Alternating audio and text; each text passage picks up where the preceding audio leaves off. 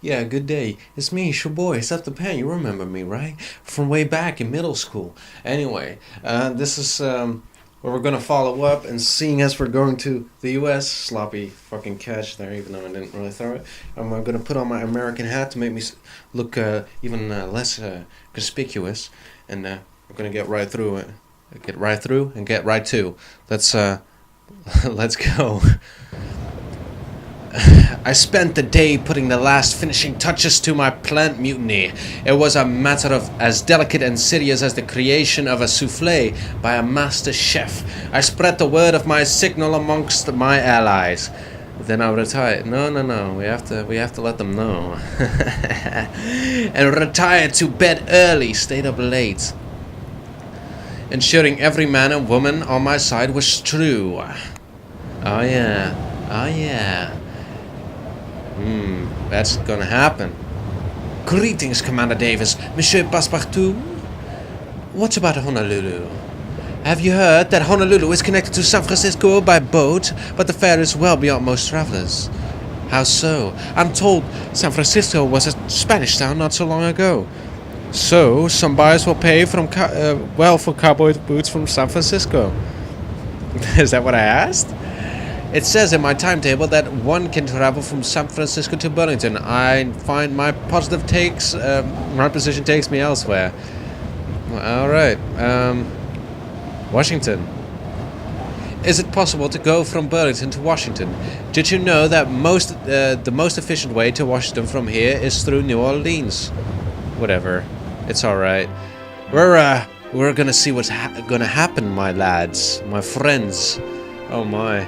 We're going straight to San Francisco. Thank you. I'm very glad that we got to talk to that person at the end there. We reached Honolulu in the dark. The captain took a small skiff into the harbor with a few of his officers wishing to inquire about our repairs before putting the Water Lily into dry dock. Monsieur Fogg watched the boat for a long moment. Now is the time, he said crisply. I trust everything is in order. I assured him it was. I voiced my doubts. It was an impossible idea, and I was certain of it. I assured him it was, and he nodded. Having expected no other response, let us hope so. With that, my master retreated to his cabin, and I called the signal to arms. The Water Lily erupted into chaos. Everywhere was the clash of sabers and pistols. Now and then I heard the shriek of the officers' sonic weapons, but I was not alone. The half of the crew that followed the Christian faith fell in behind me. With a rallying cry, they fought their Shinto crewmates with vicious determination, clearing the top deck within the hour. The loyal officers found themselves inexplicably delayed and thwarted in their efforts to dress and arm to meet the mutiny. The valets and batmen had thrown the loyalty behind my uprising and brought us precious time to establish our control over the ship. The Chinese laborers rewarded my friendship with loyalty, throwing themselves into mutiny with all desperation of men and women who utterly loathed sea travel and longed to revenge themselves upon their instruments of torment in any fashion. They lit fires and tore up the already ragged sails, causing some welcome chaos. The submariners, led by Commander Davis, emerged quietly. There was a long, terrible moment where I'd wondered at their allegiance. Then Commander Davis caught my eye and nodded.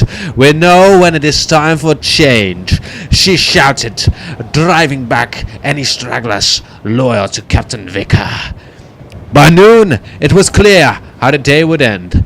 The mutineers raised a ragged cheer of victory. I myself had ended up with a debonair scratch upon the cheek, and had somehow come to be in possession of a brace of pistols and 3 sabers. By the time the captain and the officers returned, we had complete control of the ship. They were quickly trussed up and thrown into the brig for safekeeping. Monsieur Fogg emerged surveying the scene. A recent battle with Carmyle. Well done, he said, with classic gentlemanly understatement. Still, it was well done and more, if I do say so myself. Relations with Fogg have strengthened. I'm glad he liked it so much. I'm at your service, Monsieur Fogg. Why, my dear Passepartout? Health. Are you well? You seem most pale. I fear there's something amiss with me, Passepartout, but I dread to voice my suspicions. I hope he doesn't have cholera. Did you read anything in the paper concerning San Francisco? San Francisco is still a young city compared to those of Europe. Well, that's to say anything about fucking American cities, isn't it? What do you know about Salt Lake City? For instance, some buyers will pay well for magnetic compasses from Salt Lake City. Fuck Honolulu. Motherfucker. Fuck you, Obama. To my amazement, the successful mutineers held a vote and elected me to the new captain of the Water Lily. I was delighted. Can you imagine? My friend, your humble passepartout, captain of his very own ship. Rest assured, mes amis, it was in great part a ceremonial side which made no particular demands on my seamanship. Monsieur Fogg, though pleased by the success of our mutinous endeavor, seemed to regard my elevation in rank with some wariness. I am, he admitted, as we prepared for bed, somewhat put in mind of Bonaparte. Parbleu! Otherwise, the succession passed smoothly, and I acquired Vickers' top hat as a mark of office. Day 60, Monsieur Fogg murmured that night in his sleep, and still some distance yet to travel. That's true, as the days are flying past, and I knew that would happen on our way across the Pacific, so it's really good that we didn't go to Merv. I'm captain. Yeah, and I wanted to talk about Napoleon Bonaparte, but I guess it's not necessary because Fogg did it for me. Again, sorry about that. The new first mate, a cheerful girl by the name of Wang, came to me with an intriguing notion. You are what you eat. As you know, the Water Lily is a ship-to-submarine prototype, she said. If the submariners cooperated, we could convert the submersible and make a port to San Francisco in 2 days rather than 5. I called in Commander Davis, the leader of the submariners. I can see why I'm here, but the answer is no, she declared. I may have aided you against the captain, but I do not trust you or your leadership. May I go? I saw no use in arguing this point. I tried to encourage her. Surely you wish to use the submersible? I declared. I do. But who exactly are you to ask me? Forgive me, you are no captain. Captain? I could hardly argue with that. Shouldn't have declared myself captain, but I think it'd be a really cool story to tell in the papers. Mysterious French pirate seizes a steamer off coast of Honolulu. I can't believe that we became mutineers. We fucking became rebels. Awesome. We spent most of the day repairing the damage done to the ship by the mutiny. First mate Wang took care of the particulars.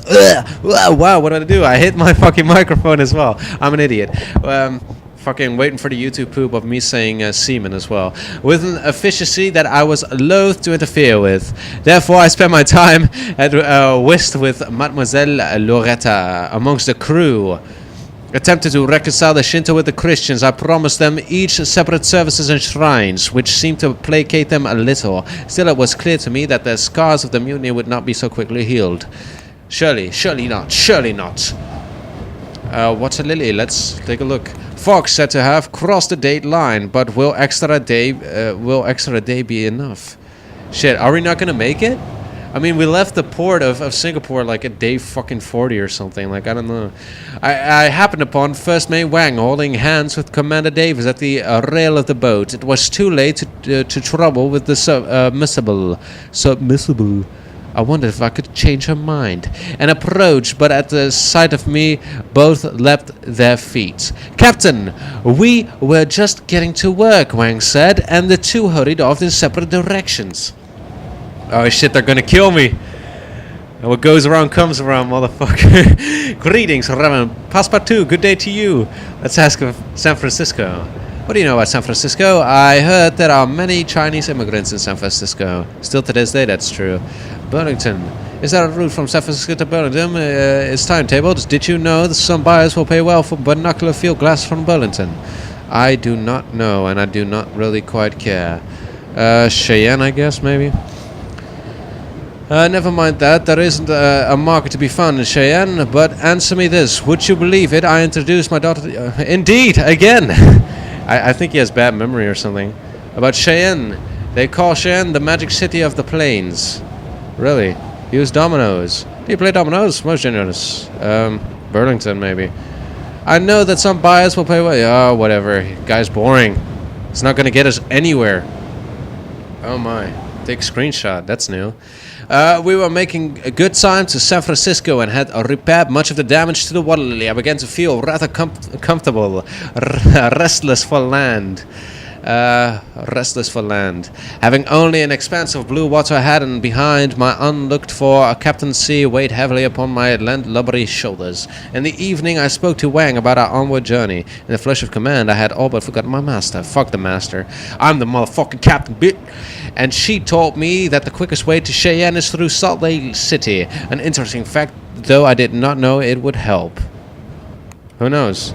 Interesting. We're actually getting close now. And we're in San Francisco. We arrived at San Francisco 20 days after leaving Yokohama. 20 fucking days. Holy shit. We had managed to not to lose even a single day, despite the obstacles our seemingly simple steamer. Again, the fucking alliteration is crazy. Journey had thrown up. At my urging, first mate Wang accepted the captaincy. Here you go, Wang. And bid us a sincerely tearful farewell as we disembarked. And we're in San Francisco. We're going to make some money and then we're going to travel really quickly. Oh, it's already really late. Stay in the hotel then. Alright, San Francisco. Monsieur Fogg cast up his accounts, as the English say, all over a shrub. Oh God. And then fell into a feverish daze. We were forced to stay put. The local doctor says, my master has contracted cholera and must rest until he's recovered. Cholera, no doubt. Our stay in Manila is responsible for this malady. Oh my God, look at his health! Oh, no way. Fuck.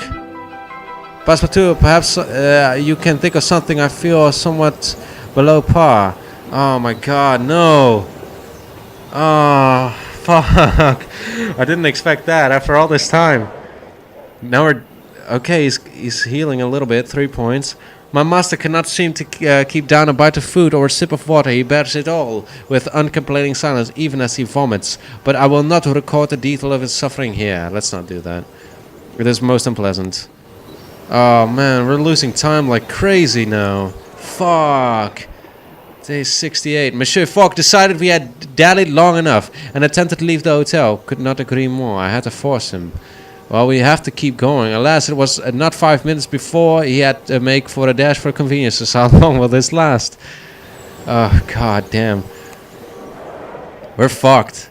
We're fucked now. We're almost at day 70. We can't fucking make it in 10 days.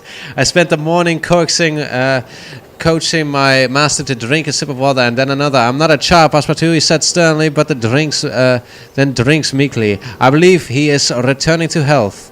Indeed, I see color on his cheeks once more. Oh my God, please, for God's sake, we're gonna fuck up. Fever broke. He has lost a good deal of weight. I could almost embrace him. Thank you for your attending, Passepartout, he said, simply adjusting his cravat. Now it is past time that we left this place, don't you agree? Oh man, we lost so much fucking time. Fuck. Get that money, get that money, get that money, get that money. San Francisco, get that money now. Yeah, whatever, it's Smith & Wesson. Let's get that for fun. Chicago, not going there. Driving goggles, dusty road. Well, if we're going to Las Vegas, but let's depart. We need to fucking hurry now. Salt Lake City, let's go. Go, go, go, go. Oh, man. I can't believe how much fucking time we lost doing that. We were lucky to arrive in San Francisco just in time to catch the inaugural journey of the Transcontinental Express, which would take us to New York in 8 days, with only a handful of stops along the way. Oh, man. Fogg. We need to help Fogg. Your attentions are much appreciated. I hope they are. The first day aboard was enjoyable enough. American trains could clearly not compete with their European counterparts, but it was amusing to see them try. Yeah, still today, the infrastructure in the US is kind of shit. The posters proclaimed Pullman's Palace sleeping cars. That's not to fucking diss on Americans. I'm just saying the infrastructure sucks. They really should spend more money on that. But, you know, I bet the wars are pretty important as well. Ooh, political. But they were more like places to keep cattle. If reasonably well-to-do cattle. We sipped cool beer as we rattled through a long stretch of desert in the shadow of tall mountains. I scoured the view closely. I gazed out of the window. I attended to Monsieur Fogg. I really need to fucking help him. Goddamn. Well, now this journey is proving more draining than I expected. Well, shit. Greetings, Monsieur Durant. Good day, Mister. Salt Lake City. I'm sure you know all about Salt Lake City. That's not really a question. Salt Lake City is fast becoming a transport hub. I'm sure it is. It's where all the old people live, isn't it? Except for Florida. One can also travel this way to Cheyenne, I understand. On the subject of trains, I've heard one can travel aboard the Canadian Pacific Railway from New York to Winnipeg, but the fare is worth saving up for. How about no? Albuquerque. Well, that's further down south. I don't need that. How would I know? I only some buyers will pay well from cowboy boots from Albuquerque. They love cowboy boots in this game. But tell me, I suppose you don't have any idea who my father is? Apologies, monsieur, I do not. Oh, don't worry, you will. Durant, huh? I doubt it. Right. Let's see if he knows anything else. Washington. Man, it's all about cowboy boots. New York. You mentioned trains. I've been told my mother once took the Winnipeg and Duluth Railroad from Chicago to Winnipeg. Yeah. All right, whatever. That's really interesting. I like it. Do you think I want to go to fucking Canada? I don't. Oh my god. Oh god. Our fellow passengers were a curious mix of gold and silver prospectors, homesteaders, farmers from all corners of the world, Mormons, missionaries, soldiers, and stiff-necked gentry of various sorts. I gave a young black woman with a deep red bonnet an infectious laugh, a wild smile. Her name was Diana. I am meeting my husband in Cheyenne, she told me. Who did construction work in New York, but New York isn't safe anymore. We have enough money to move now. Why isn't it safe? I queried innocently, having only the broad strokes of American news and history. Did you not hear of the draft riots in Europe? She asked wonderingly. New York always had Confederate sympathies, and when the Union began drafting New Yorkers, they rioted. They killed and burned black homes. My husband has never felt safe since, but now we're moving to Cheyenne. She smiled, nearly glowing with happiness. Where else can one go but New York? I asked, thinking of our journey ahead. New Orleans, she replied. You can take the paddle boat down the Mississippi from Burlington, she laughed. Though New Orleans is dangerous in its own way. What do you think I am, Huckleberry fucking Finn? We talked a little more, and the afternoon wore into evening, and we arrived in the station town of Ogden, close to Salt Lake City. Oh my god, I really hope we're gonna make it. Like, it went so well all this way, but man.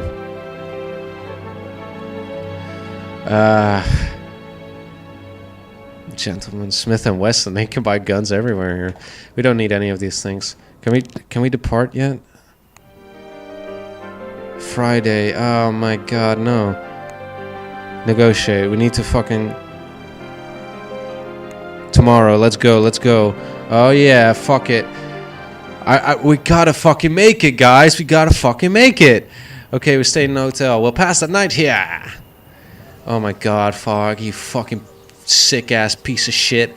As I sat in the downstairs room of our hotel, looking out across the plain, secretly longing for a glass of wine or a cup of coffee, and enjoying a moment of silence. Let's drink a cup of coffee. I was approached by a young lady with a wry smile. May I join you? By all means, I answered. She smiled and slid into the seat opposite. Did you know that I have cholera? That is correct. I heard you're a traveler. I heard that you're going around the world. We are endeavoring to circumnavigate in 80 days, I told her, or less. Really, she grinned. And how many days have you taken so far? I told her. And she bit her lip. A whole 72 days of traveling, she replied. You must be tiring of it, surely. Not at all, mademoiselle. The journey is invigorating. More anxious than tired. Tell me about yourself. Tell me about yourself. I said, certainly, tired of discussing our adventure with everyone I met. My name is Mademoiselle Diane Young, she said.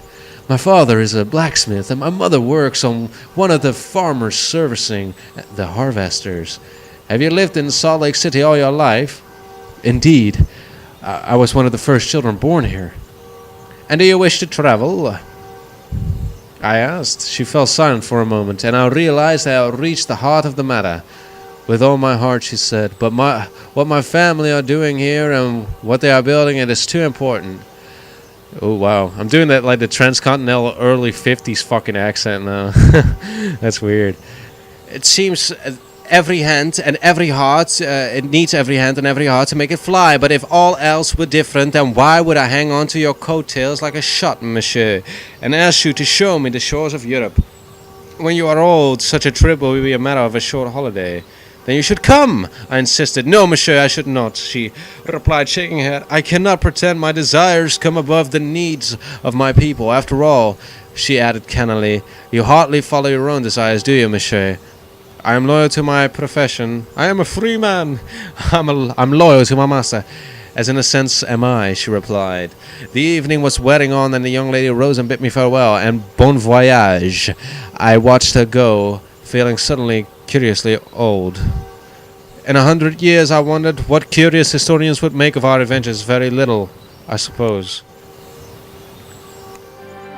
Oh God, oh God.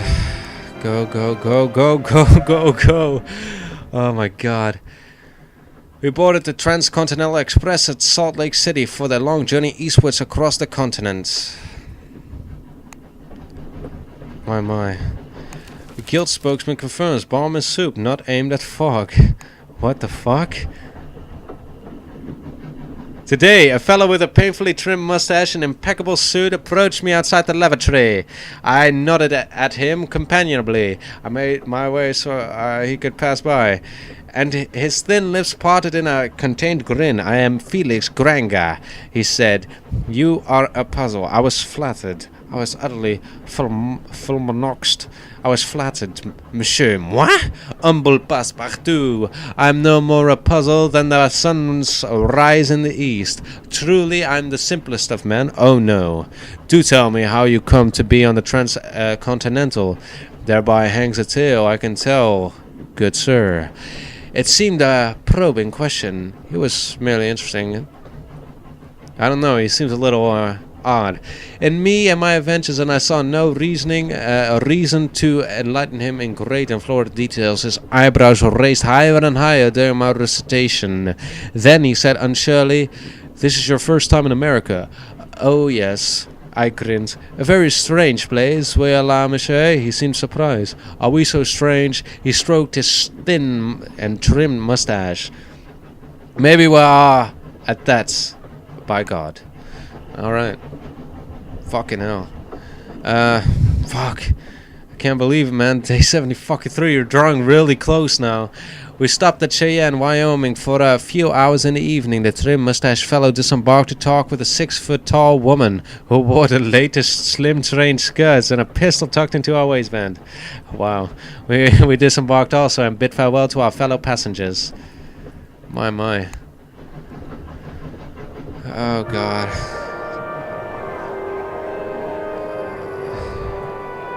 Okay, I guess we should explore. New routes. Not really a new route. Our arrival in Cheyenne, Magic City of the Plains, was met to our surprise by a small parade, which we rather enjoyed, but did not investigate too deeply, preferring to find onwards travel as soon as possible. The town was otherwise rather small and uncomfortable. I thought I found myself in a charming saloon, playing a curious card game involving colored sets and runs, which I rather failed to understand, but which the locals took terribly serious, called poker. It appeared to be a game about having as little fun as possible, lying, bluffing, and enlisting sympathy, or else encouraging the other players to drink more heavily than oneself. Naturally, I was something of a dab hand, and won a decent sum before retiring from the games.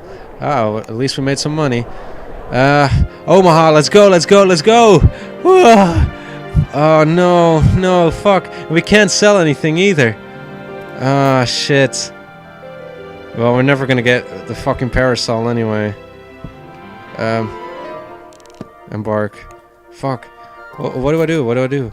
How do I get rid of this shit? I don't know. Here, fuck it. Drop. Oh, man, that sucks. But that's the only way. Oh, man. God damn, I hope we make it. Kalechi. Fucking hell. It seemed there was no more trains heading east from Cheyenne for some time, so we were forced to hire an open carriage to carry us as far as Omaha. The ride was somewhat more uncomfortable than a railway, but not altogether that much slower. The road followed a roughly straight route and was kept well clear. Oh my god, Fogg, please heal!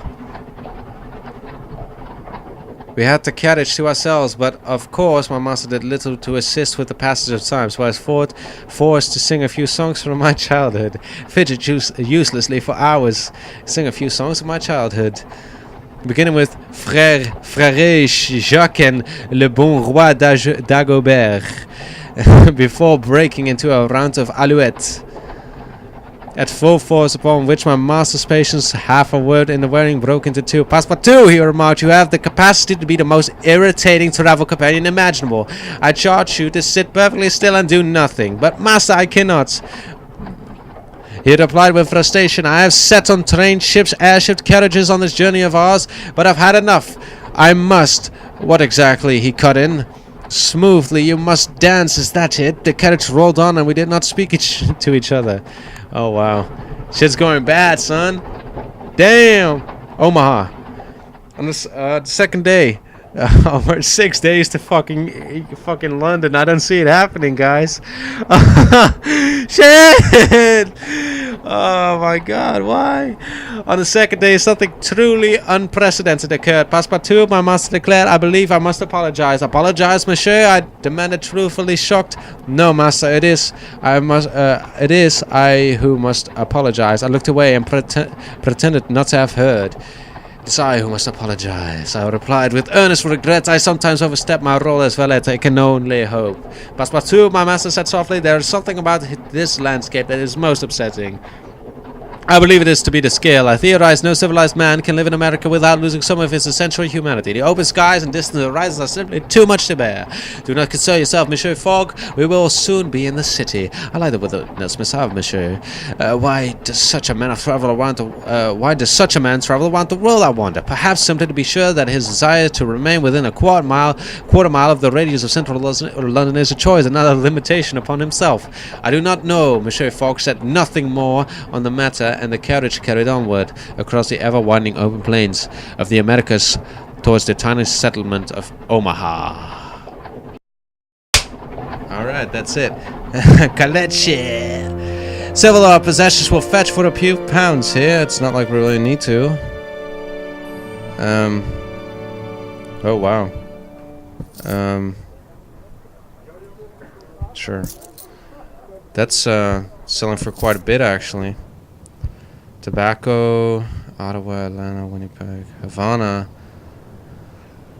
Oh man, there's so much. So much. Don't we already have the hooded cloak? Not anymore, I guess. Did we sell that along the way? Might as well... 58, that's nothing. Fine. Sleep for a day. Day 75. We passed an anxious night with our 80-day deadline looming. Every sunset seemed to carry extra weight. We made ourselves comfortable for the night, and I afforded my master every service. Well, I need to find out where we need to go, so... I went out to explore a little, only to see a somewhat frenetic Irish errand boy in a raging argument with the shopkeeper, from which I learned you could get to Atlanta from Washington aboard the Piedmont airline. Oh my god. So there's no connection to New York like any other way? I thought they meant Washington State for an entire time. I guess they meant Washington, D.C. Shit get confusing, my brother. The smell of blood filled the streets of Omaha, billowing from the chains of abattoirs and meat houses along the river's edge that washed their waste out into the waters. Again, so like literary. You look dapper, remarked an Irish woman, brushing past with a bleeding basket. I stepped quickly back. I am somewhat lost. What do you have in your basket? What do you have lost? I admitted, and a woman, I am somewhat lost, I admitted, and the woman laughed. I can hear that, dear, she replied. This is Charlottetown. That's actually Scottish. And it's mostly for us Irish. Though a few others creep in. You look like you want to be on the Gold Coast, rather. Where is that? I asked. Upwind, she replied with a giggle, and then she wandered away up the road, prattling to herself as she went, and I was left to find my way on my own. Oh my god. Chicago, Burlington.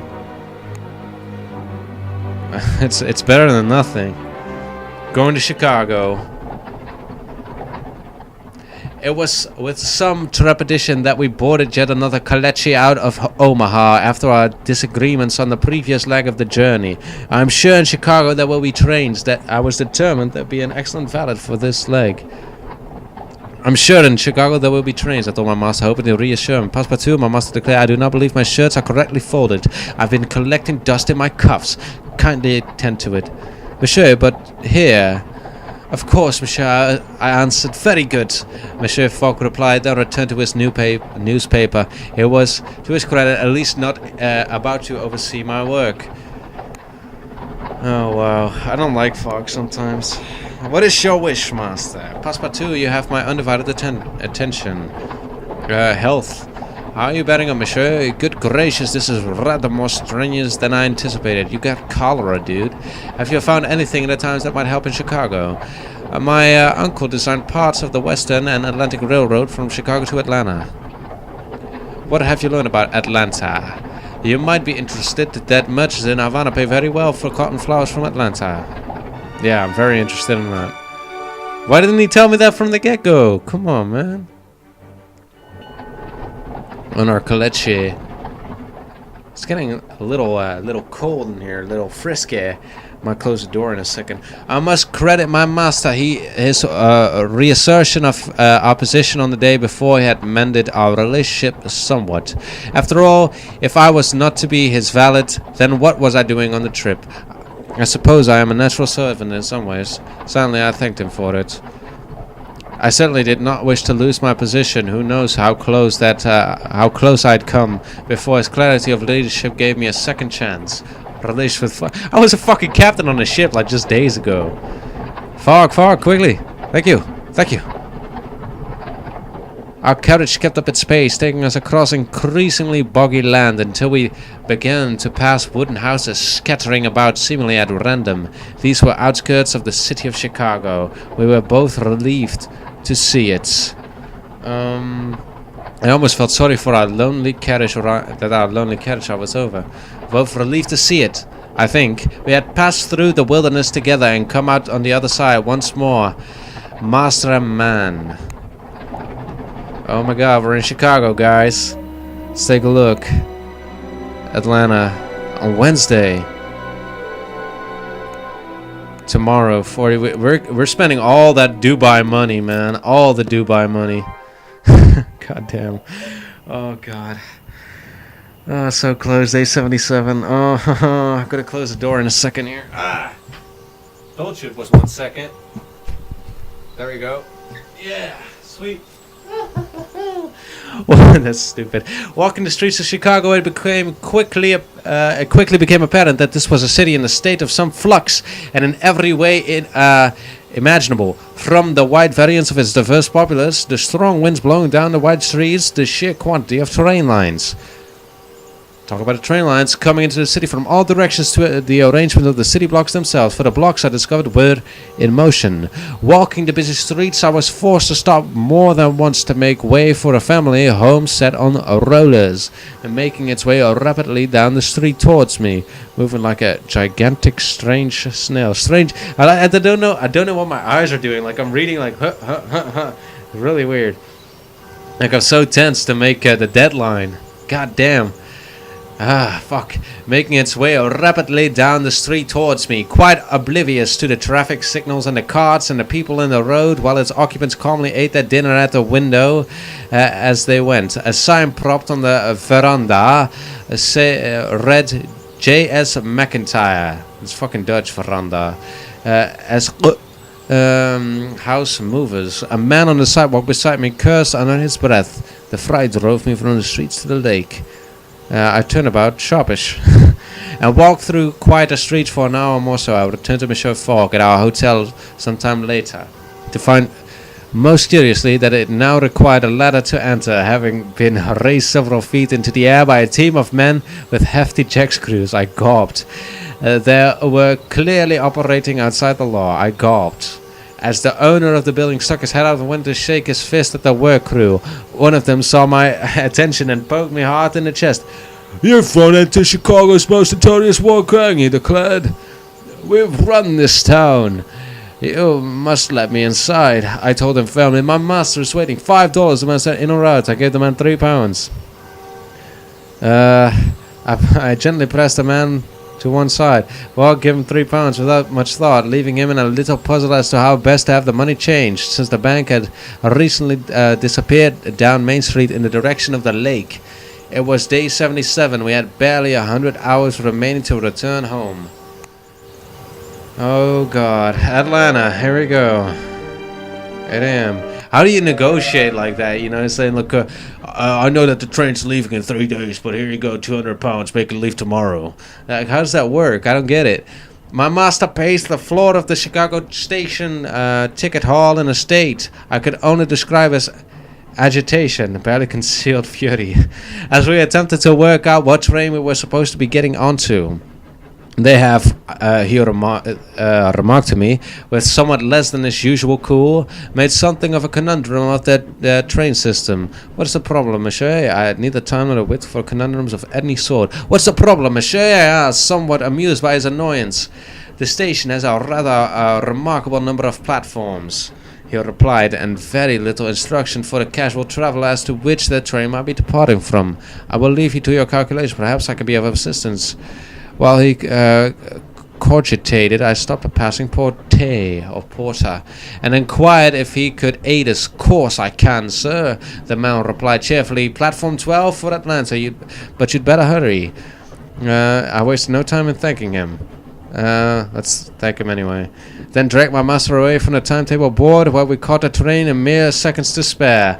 I'm very glad that we did. Oh God, holy shit. What the fuck? Jackie Chan is in the game? "Yes, young man, begin conversation." "Atlanta, New York."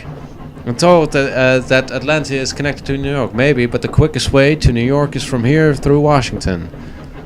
"Right. Miami, maybe?" But New York to Miami, what? "Who cares? But collectors in Ponte Delgada will pay fantastic amounts for..." Like, how do these people know all this shit? "Well, listen to this. Collectors in Port Royale..." What is this? Fucking not Skyrim. Dragon Age, fucking Inquisition. "Will pay extremely well for good false teeth from Miami." What the fuck is going on? We headed away from Chicago into the wild wilderness of America. Endless meadows stretched away in all directions, broken only by dense patches of forest. Once I saw a lumbering shadow, almost certainly a bear. It's better than a camel. Remember when we were fucking trying to run down camels? That shit's crazy. And I gripped my seat with white knuckles until we were several miles further along. I have, as I may have mentioned, a particular fear of bears. Around the middle of the day we passed a well-tilled area set with triangular cloth houses. I looked with some interest. Seeing a few people moving about the village, a child waved at the train as it passed, but their mother quickly snatched their hand down.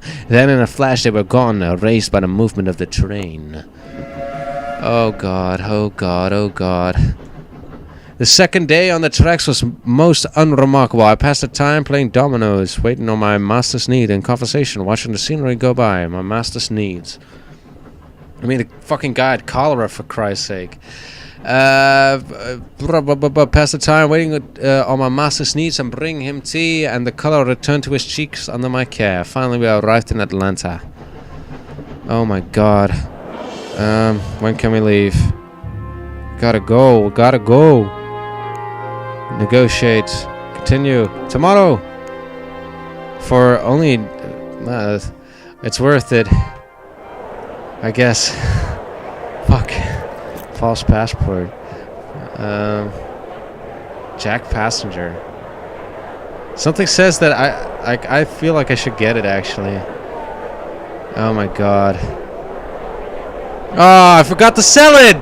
God damn, fuck it. Ah, god damn. I forgot to sell that shit. Oh, man. Why? Air Traveler, Machete. We're definitely not going back there, so...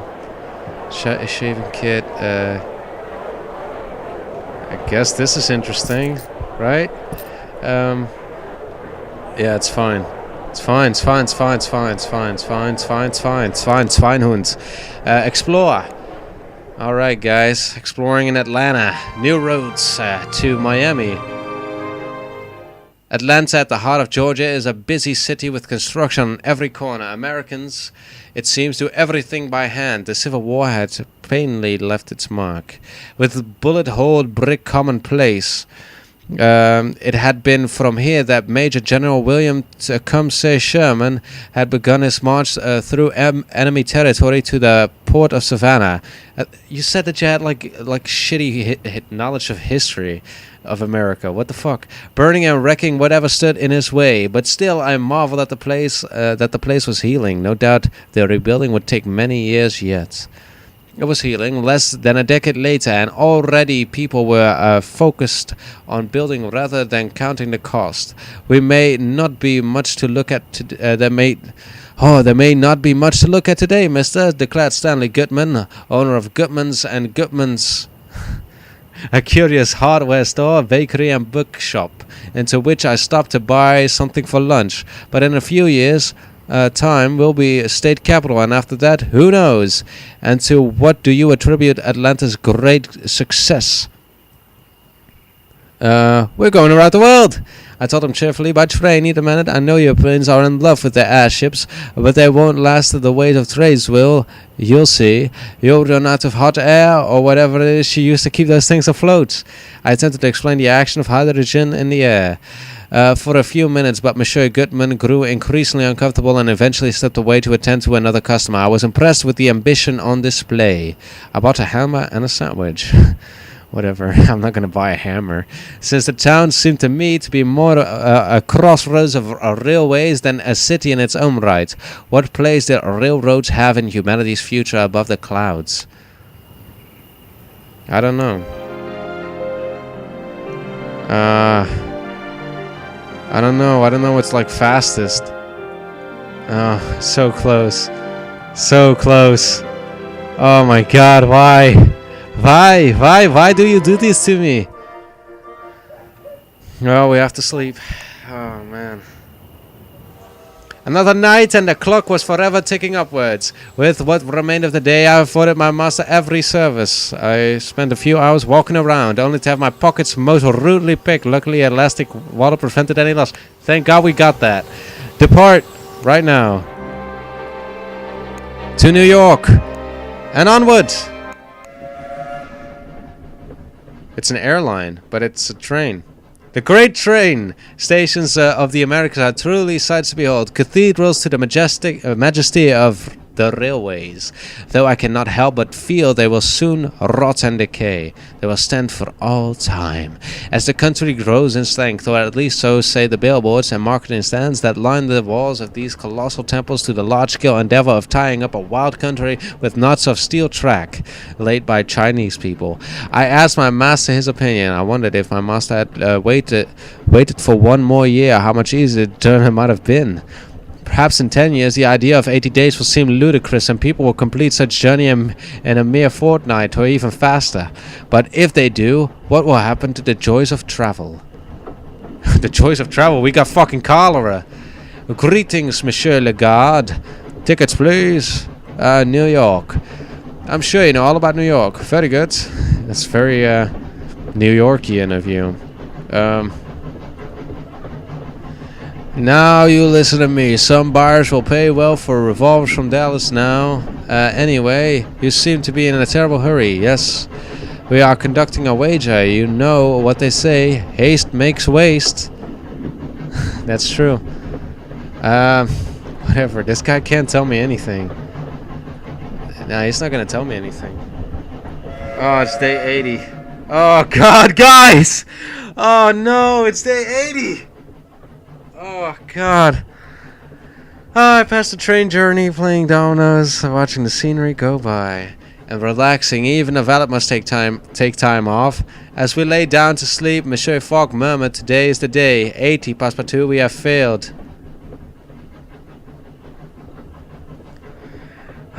Do not lose heart, I advised him. Indeed not, he agreed. We must still return home, and as fast as possible. God damn. So fucking close. If Fogg hadn't gotten sick, the train pulled into New York with a great issuing of steam that blew up into the darkening skies. We disembarked for the faintest smell of salt air. The edge of the Atlantic awaited. Surely we could not be far from home now. Day 80, Passepartout. I know. God damn. Buffalo hide. Smith & Wesson. Lisbon. Tiny stamp with oh, that's fun. Apples. Let's get all the guns. Let's get like an entire arsenal. I guess I'll buy apples or some shit. Whatever. Depart to Washington. Are you fucking nuts? Let's explore! Onward! New routes from New York to Greenland. Surely not. Oh, London. I was pickpocketed in New York. Goddamn camera, man. I trusted to my unstealable wallet. Seize the thief's hand. Yes, let's do that. Still in my pocket. You tangled with the wrong Frenchman, I proclaimed in triumph.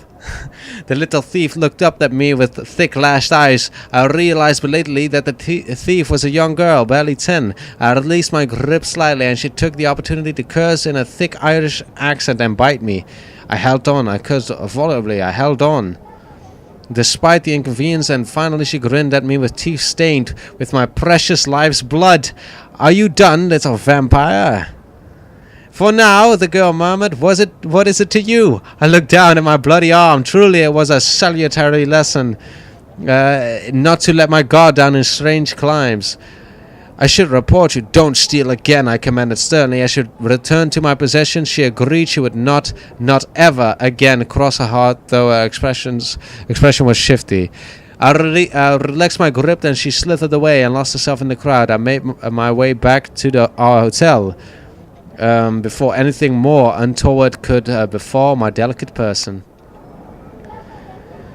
Yes, day 80, I know. Day 80. Stay in the hotel. Fucking door. Close that shit. Alright. My. How many doors do you have in your room? I don't know. 50? It was with a heavy heart that I watched the sun go down. 80 days had come and gone, and here we were, still marking time and not yet home. As night fell, I attended to Monsieur Fogg. I spent a while talking to the hotelier to find out what I could, but came up with nothing but snippets of local gossip. Okay, let's go to London. London! Negotiate. Oh, it's so expensive. Tomorrow! That's alright. We can make that money. We still have a big surplus of 10,000 fucking pounds. Or we could go to Iceland. The North Pole. It's just so interesting, like you can go to all these places. It's so crazy. Oh, what am I doing? Guess we stay in the hotel for one more day, and then we're going to London, finally back home. 82. Another night passed, another mark on our calendar, another nail in the coffin of Monsieur Fogg's wager. Before retiring, I buffed and shone my master's pocket watch. I spent a few hours walking around. I very much enjoyed my distance from my master. When I returned, I felt much finer fettle. Alright, we're going to London. Going home. Extra space. Go. All that money's gone. We left New York aboard the Henrietta, an old Confederate airship converted to a transatlantic mail carrier. We will reach London in 3 days, barring any unexpected delay. Relations with Fogg have strengthened slightly. Converse. I'm at your service, Monsieur Fogg. My excellent valet. Money. I am most satisfied about our wallet. We are most wonderfully funded indeed. You have made thank you. We must still travel quickly, even though our bet is lost. Our journey must still be completed as best we can. Very good. We'll get there. We'll get there. We'll get there. Oh, the ocean tore along beneath us. I enjoyed talking to no one. There was nothing I needed to know. No one to charm, flatter, or beguile into giving us aid. There was only the wind and the time, and we would spend control neither. And we could control neither. I don't know what I just said. I'm drunk. Fogg. Oh God. Monsieur Fogg looked out of the observation deck windows with perfect calm. Though the wager was oh man, I'm really fucking up. Though the wager was lost and he was no doubt ruined, I watched him closely for fear he might do something drastic. I spent the remaining time watching every possible danger. Embarking on the writing of this account, though I found already the details of our early adventures had grown vague and indistinct. Well, that's sad. And we're almost there. We tethered at the airship dock in Hyde Park and felt, for the first time in 84 days, the feel of English soil under our shoes. At long last, we had returned to London. Oh God, guys. 4 days. If Fogg, you motherfucker, if you hadn't gotten sick, you motherfucker, we stayed in fucking San Francisco for 5 fucking days because of your fucking ass. Motherfucker, 84 fucking days. It's all because of you getting fucking cholera. Always fucking, I don't know what you fucking did with those Filipinos, but I know shit about Filipinos, fucking transsexual fucking shit. I ain't dealing with that, Monsieur Fogg. I could have fucking been with fucking what's her fucking name? Fucking Dana and Daya. I could have been with all of those fucking girls. And you fucked me up, man. Motherfucker. Just like Hiroshi. Whatever. Let's return. I hailed one of the steam carriages idling on the banks of the Scepterpan in Hyde Park. To the Reform Club, to the nearest pub. I instructed my mother. I do it again, second time. My master shook his head. To Savile Row, he corrected calmly, and turned his face to the window. I have most assuredly lost my wager, because of you fucking sick-ass bitch. Soot, and fog thickened the yellow light of the gas lamps as we drove through the streets of London. I searched for some words of comfort for my master. I think only truly grasped the truth of the matter then. Searched for some words of comfort for my master, but found nothing but platitudes forming themselves on my tongue. I swallowed them down. He had lost the wager, and by only a handful of days, one fewer delay, one speedier journey, and we might well have returned to London in glorious triumph rather than ignominy. I can't do it.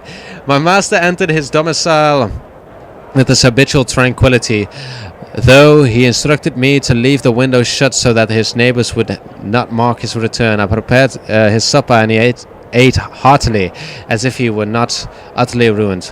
Passepartout, he began. Yes, Monsieur Fogg. In the silence that followed, I counted up the vast sums expended, the hair's breadth escapes, all the obstacles which we had overcome, and those which had delayed us. You have performed your duties with competence and skill, Passepartout, he said, as though remarking upon the weather, but more importantly, you have circumnavigated the globe as my companion. Despite the unfortunate protraction of our journey, he added, it was no small feat.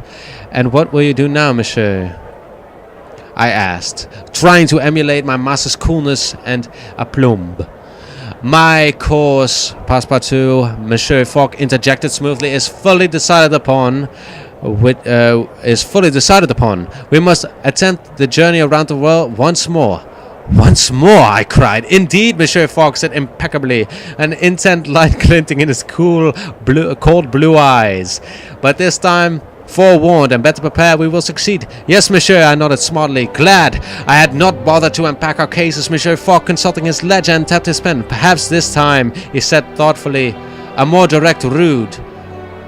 Your journey around the world is complete. Adventure, Phileas Fogg loses wager. Fogg blames nights of rough sleeping and cursed Baghdadi dagger and contracting cholera for 84-day journey. So many cities. That's it, guys. Oh my god. Oh god. It's done. I can't believe it. 84 fucking days. It's such a shame that he got sick at the end there. As soon as I heard like fucking that Manila was fucking poisonous and venomous and toxic to the fucking brim, I knew that we shouldn't have gone there. And alas, that's it, my friends. Our journey comes to a close. Never mind. From London to London, around the world. Hey, come back here. Motherfucker. That's not supposed to fucking happen. Alright. As I was saying, around the world, we've been to Vienna, we've been fucking almost everywhere. We've fucking skipped fucking Istanbul, we've been to Thessaloniki, we've been along the destroyed cities of Belgrade, we have been to Baghdad, traveled along the Mediterranean, of course, while going there. We have crossed the deserts of the Nafud all the way to Dubai, where we made some sweet money on our way, passing through Manama, trying to run over some fucking camels, to Dubai, to Quetta, Bandar Abbas, of course, which I've said like a million times, Bandar Abbas, 2002. There's 3 maybe already, I don't know. I can't count, it's getting dark now, so it's only befitting. Yeah, Quetta, which was a fucking death trap. We shouldn't have fucking gone there. We wasted too much fucking time there. And I'm glad we didn't go to Merv, even though we could have gotten some sick money out of that as well. India, of course, with the moving city. All along Agra, I think it was. Very nice. We met Daya, one of the most saucy sari-wearing ladies. Ooh, god damn. And we had a good time there. And all the way from Bangladesh to Singapore, where we, of course, took our beautiful ship, the Water Lily, all across the Pacific Ocean for 20 days. Surprisingly, fucking 20 days, which... And of course we stopped in Manila, and then we went to I don't know, I'm drunk. Manila, took our ship, fucking mutineered the fucking ship, became captain somehow. gave that to Monsieur or Madame Wang, and then we went to San Francisco. Turned out that our great friend was sick, and we lost.